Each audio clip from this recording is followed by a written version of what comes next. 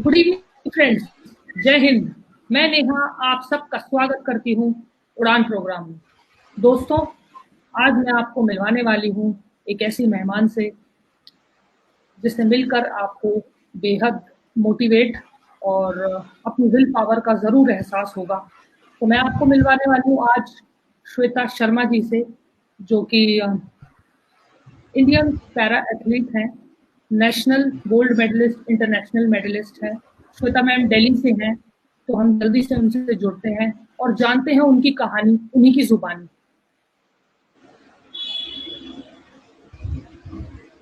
Hello ma'am, नमस्कार, कैसे हो आप? बढ़िया। आप बताइए। बढ़िया मैम। सबसे पहले तो मैम आपको जय हिंद। आप हमारे हम सब के मतलब आप हमारे देश को रिप्रेजेंट करते हो। तो मैम सबसे पहले तो आप अपना इंट्रोडक्शन से स्टार्ट करते हैं। आप अपने बारे में कुछ बताइए।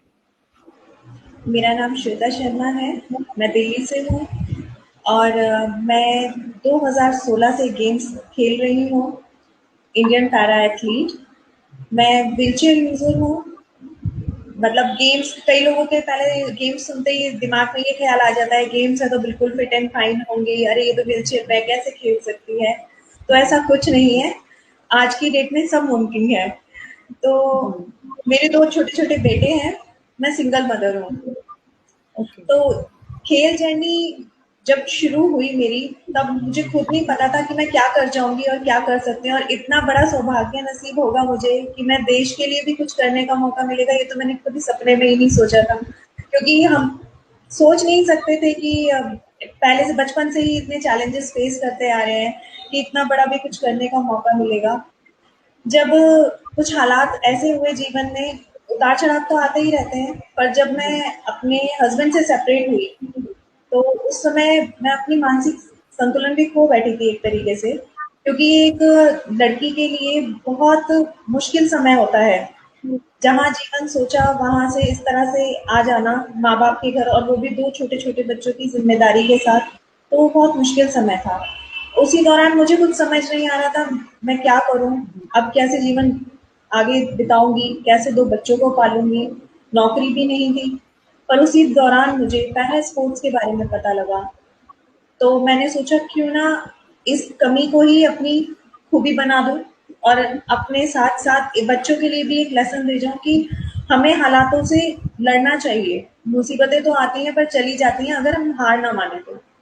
मैंने हिम्मत की, और इसी शरीर से, जिस शरीर को लोग सोचते थे ये कुछ नहीं कर सकती, ये कुछ नहीं कर पाएगी, घर में है बच्चे भी नहीं पाल पाएगी, बच्चे भी कैसे संभालेगी, लाचार हो गई। तो मैंने बस वहीं से शुरुआत कर दी। मेरे घर के पास जिम था, क्योंकि उस समय पे मेरी आर्थिक स्थिति भी अच्छी नहीं थी कि मैं स्टेडियम जा सकूं और कोई मुझे स्टेडियम लेके जाए, मेरी ट्रेनिंग कराए। तो मुझे लगा मैं क्यों ना पावर लिफ्टिंग से ही शुरुआत करूं। मैंने अपने घर के पास में एक जिम ज्वाइन किया और वहां से पावर लिफ्टिंग की शुरुआत कर दी। क्योंकि किसी भी स्पोर्ट्स में अगर हम हिस्सा लेते हैं तो हमारा पहला होता है अपनी बॉडी को फिट करना। जी। तो जिम में शुरुआत की, पावर लिफ्टिंग में मैंने अपना पहला सिल्वर मेडल हासिल किया था नेशनल लेवल पे। पर उस समय इतनी नॉलेज नहीं थी मुझे कि कैसे क्या करना है। वहां से एक हिम्मत तो बनी कि मैं कर पाई। अगर इतना भी नहीं करती तो ये भी हासिल नहीं कर पाती। तो एक खुद पे यकीन हुआ, और परिवार ने बहुत साथ दिया। नहीं तो वह समय ऐसा था कि मैं बहुत टूट चुकी थी, क्योंकि रो के तो कुछ हासिल होना नहीं था। हालांकि बहुत लोगों ने बातें भी बनाई, अरे अब बच्चों को पढ़ाओ लिखाओ, तुम्हारी कौन सा खेलने की उम्र है, तुम क्या कर लोगी, तुम तो व्हीलचेयर पे हो, तुम्हारे पास पैसा भी नहीं है, नौकरी भी नहीं है, पहले इनको पालने का सोचो, कहाँ तुम और पैसा खर्च करने के लिए स्पोर्ट्स लाइन में निकल पड़ी हो। पर कहते हैं ना, होता वही है जो भगवान को मंजूर होता है, और कुछ हमारी हिम्मत। तो कुछ बुरा भी कभी कभार हम बुरा होता है तो हम सोचते हैं कि बुरा क्यों हो गया, अरे ऐसा नहीं होना चाहिए था, ये बहुत गलत हो गया। पर हमें कई बार खुद नहीं पता होता, कुछ बुरे के साथ कुछ अच्छा भी जुड़ा होता है। क्योंकि मेरी दुनिया मेरे बच्चों के साथ ही मेरे परिवार में सिमट के रह गई थी। जब अपने आप को आजमाने का मौका मिला तो आजमाया और पाया कि हाँ मैं भी कुछ कर सकती हूँ। फिर उसी दौरान मेरे शोल्डर में इंजरी हो गई, तो मेरे को अपना पावर लिफ्टिंग भी छोड़ना पड़ा।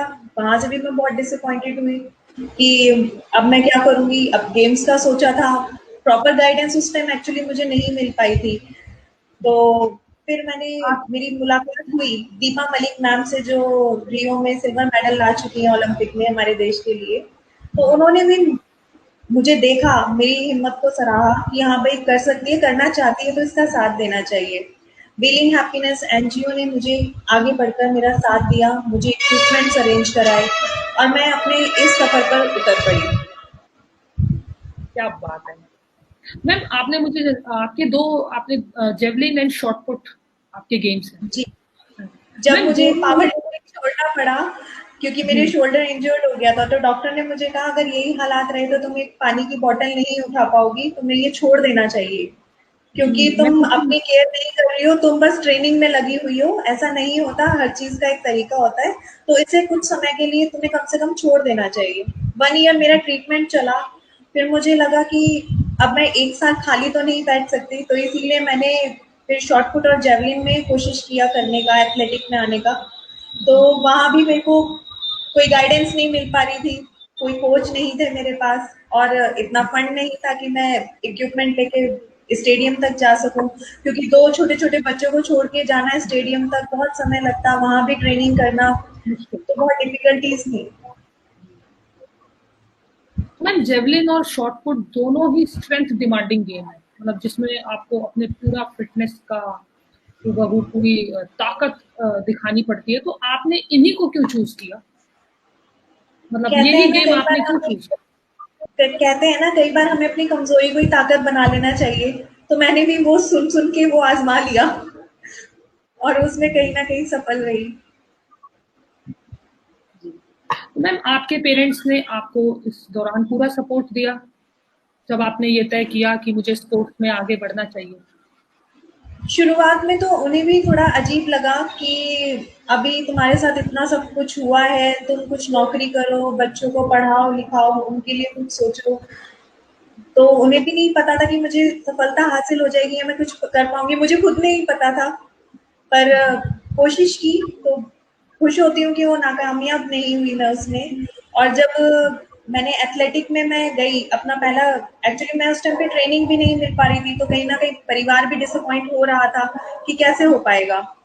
फिर मैंने अपने पास के मैदान में ही, एक लोकल मैदान था क्योंकि स्टेडियम जाना संभव नहीं था, तो पास में जो लोकल मैदान था वहां पे जाके मैंने यूट्यूब पे देख के ट्रेनिंग ली कुछ समय।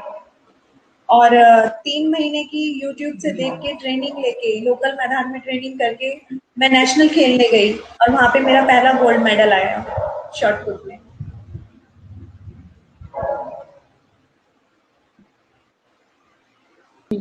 तो मेरा सवाल मैम आपसे ये था कि क्या क्या चेंजेस आए आपकी लाइफ में तब आपने गोल्ड जीता देश के लिए? क्या क्या बदलाव जब आए? पहले जब मेरा पहला नेशनल में गोल्ड मेडल आया था, तब एक थोड़ा सा भरोसा बन पाया था परिवार का भी और मेरा भी खुद पर, कि हाँ कुछ कर सकती हो, इसमें सफलता पा सकती हो। वो बहुत बड़ी खुशी थी मेरे लिए जब मुझे पता लगा मेरा पहला गोल्ड मेडल है। क्योंकि मैंने उम्मीद की नहीं थी कि लोकल मैदान में जाके यूट्यूब पे ट्रेनिंग लेके, और प्रॉपर डाइट भी नहीं ले पाती थी, कुछ गाइडलाइन भी खास नहीं थी उस समय मेरे पास। तो अच्छा लगा। फिर जब वहाँ पे और खिलाड़ियों से मिली, उनकी जर्नी के बारे में सुना, तो हिम्मत बढ़ गई। दुख कहते हैं ना जैसे बट गया एक तरीके से, क्योंकि एक दूसरे को देखकर भी, उनकी स्टोरी सुन के भी हिम्मत मिलती है कहीं ना कहीं। तो हमें यही नहीं सोचना चाहिए कि सिर्फ हमारे ही जीवन में दुख है। तो इसलिए एक दूसरे से बात करके हिम्मत मिलती है। फिर मुझे मौका मिला 2017 में इंटरनेशनल गेम्स में जाने का। तो मैं चाइना गई थी अपना पहले खेल के लिए इंटरनेशनल। वहां पे मैंने पहला ब्रॉन्ज मेडल हासिल किया था अपना देश के लिए, जो मेरे लिए बहुत प्राउड मोमेंट था जब वहां पे मेरा नाम अनाउंस हुआ, श्वेता शर्मा फ्रॉम इंडिया। तो वो क्या? एक अलग ही मोमेंट था। जी। वो तो शायद आपके चेहरा देख के मैं समझ सकती हूँ कि आपको कैसा लगा होगा उस समय। जो आपके जी, चेहरे पे इस वक्त एक स्माइल आ गई, मैं उसी से समझ गई कि आपको बहुत प्राउड फील हुआ होगा। और हम सबको भी बहुत प्राउड फील हो रहा है मैम आपके लिए कि आपकी जो, मैं विल पावर और आपकी हिम्मत को दाद देती हूँ। और जितने भी तमाम लोग इस वीडियो को देखेंगे आज बहुत आपके ऊपर गर्व महसूस करेंगे। सैल्यूट करती हूँ मैम मैं आप जैसी वुमेन्स को जो इतनी हिम्मत से आगे बढ़ रहे हो। मैम इसी बात पे आप 3 क्वालिटीज कोई ऐसी बताइए जो एक महिला के अंदर होनी चाहिए कि वो लाइफ में कभी हार ना माने। मतलब बहुत सी ऐसी महिलाएं होती हैं जो सोचती हैं, हार मान जाती हैं, आगे बढ़ने से हिचकिचाती हैं, थोड़ा-सा डरती हैं। तो आप कोई ऐसी 3 क्वालिटीज बताइए जिससे आपको लगता है कि women should move with their career. एक बात मैं ज़रूर कहना चाहूँगी कि सबसे पहले तो हमें खुद का साथ देना है, अपने ऊपर भरोसा रखना है, तभी हम किसी और से एक्सपेक्टेशन रख सकते हैं कि हमें सोसाइटी अपनाएगी या हमें कहीं मौका मिलेगा कुछ करने का। हमें पहले खुद का साथ देना है और इन बंधनों से आगे बढ़कर भी कुछ सोचना है। अपने अंदर कमियाँ नहीं, खूबियाँ देखनी है। क्योंकि हिम्मत हारने के तो बहुत से मौके मिलेंगे, बहुत सी चीज़ें होती रहती हैं लाइफ में, पर अगर एक बार हम हिम्मत कर लेते हैं, तो शायद हमारी दुनिया और हमारे आसपास के लोगों की दुनिया ज़रूर बदल सकते हैं। जी। और तो मैं अगर मैं ऐसे हालातों में मेरी जैसी बेटी घर से निकल के कुछ कर सकती है, अपने बच्चों के लिए, अपने देश के लिए, तो बाकी बेटियाँ क्या नहीं कर सकती? जी, जी मैम, क्या बात है। तो मैम और किस चीज़ में दिलचस्पी रखते हैं आप स्पोर्ट्स के अलावा और क्या-क्या पसंद है आपको? मुझे आर्ट एंड क्राफ्ट करना शुरू से बहुत पसंद है। तो जब भी खाली टाइम मिलता है तब मैं रंगों के साथ खेलना ज़रूर पसंद करती हूँ। मैं और आर्ट ये एंड क्राफ्ट में पेंटिंग्स करना पसंद करती हूँ। ओके। और मैम ये जो आप स्पोर्ट्स फील्ड आपने कब चूज़ किया? मतलब कौन-सी एज में आपने खेलना शुरू किया? मैंने 2016 में मैंने अपना पहला मैच खेला था। मतलब 2016 से ही आप लगा सकते हैं, 2016 मार्च में मैंने पहला एथलेटिक में मैच किया था, जिसमें मैंने गोल्ड मेडल हासिल किया था। 2016 से मैं खेल रही हूँ। अच्छा, तभी से आपने शुरू किया और पहली ही बारी में आपने गोल्ड हासिल किया। जी। क्या बात है! क्या बात है! पहली बारी में आपने ये दिखा दिया कि हिम्मत नहीं हारनी जुनून था, चाहिए। जुनून था जुनून उस समय कि कुछ कर दिखाना है। सब सारी चीज़ें खत्म हो चुकी थी। अब अपने आप पर भी भरोसा खुद को भी लाना था और दूसरों को भी दिलाना था। ज़रूरी था वो। जी। तो मैम आप कोई एक मैसेज देना चाहेंगे सोसाइटी को? बिल्कुल, कुछ भी कहना मैं यही चाहेंगे इन कहना सबके लिए? चाहूँगी कि अब हमें कई बार हमें खुद नहीं पता होता, हमारा छोटा-सा सपोर्ट या हमारी कोई छोटी-सी अच्छी-सी बात या हमारा थोड़ा-सा समय किसी के कितने काम आ सकता है। क्योंकि मेरी जर्नी में ये सब चीज़ें हुई हैं। सबका बड़ा सहयोग मानती हूँ। जिन्होंने उँगलियाँ उठाई उनका भी शुक्रिया अदा करूँगी। आज वो उँगलियाँ ना उठाते तो मैं यहाँ तक नहीं पहुँच पाती, और जिन्होंने साथ दिया उनका भी तहे दिल से शुक्रिया अदा करना चाहूँगी। क्योंकि मैं ये चाहती हूँ कि बेटियों को कभी ये ना सोचे कि घर से बाहर कैसे जाएँगी, कैसे करेंगी, क्या नहीं करेंगी। अब तो वैसे ही बेटियाँ क्या कुछ नहीं कर रही हैं।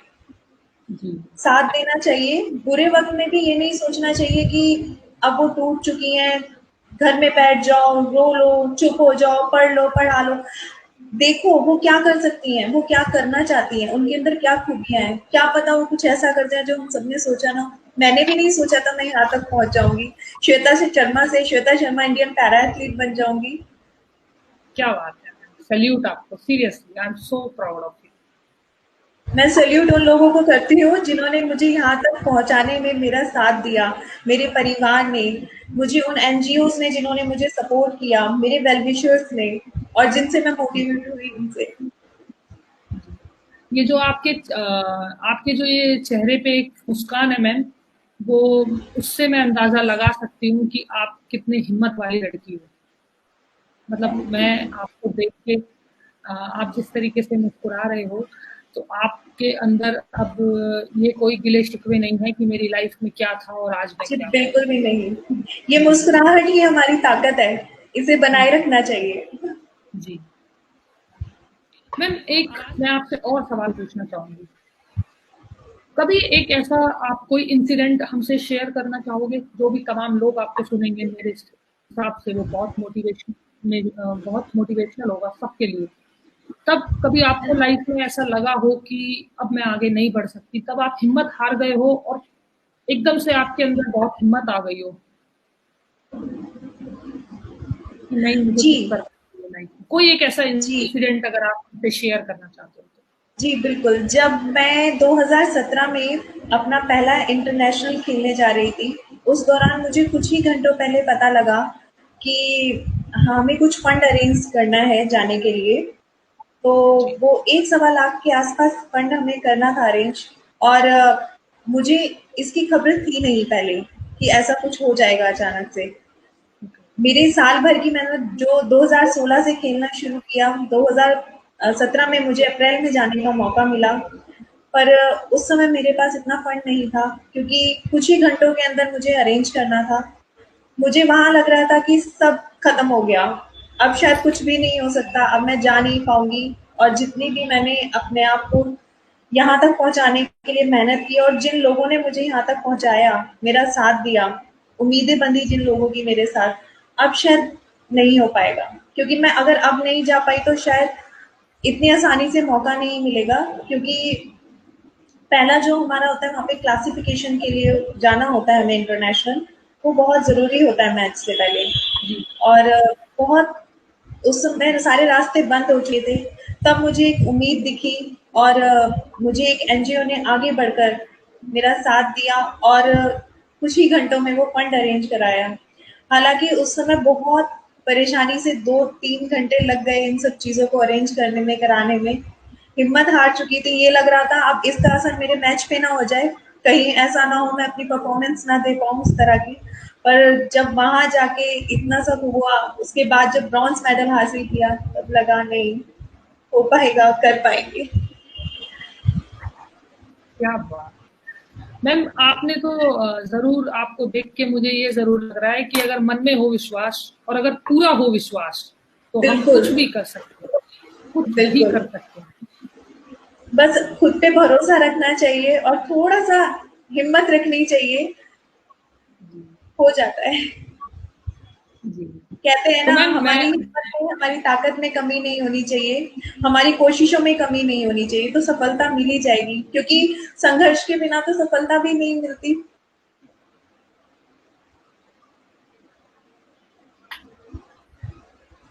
जी, तो मैम अब मैं आपसे विदा लेना चाहूंगी और आपको इनवाइट करना चाहूंगी। हमारी यूनिवर्सिटी है राजस्थान में, श्री खुशहाल दास विश्वविद्यालय राजस्थान हनुमानगढ़ में।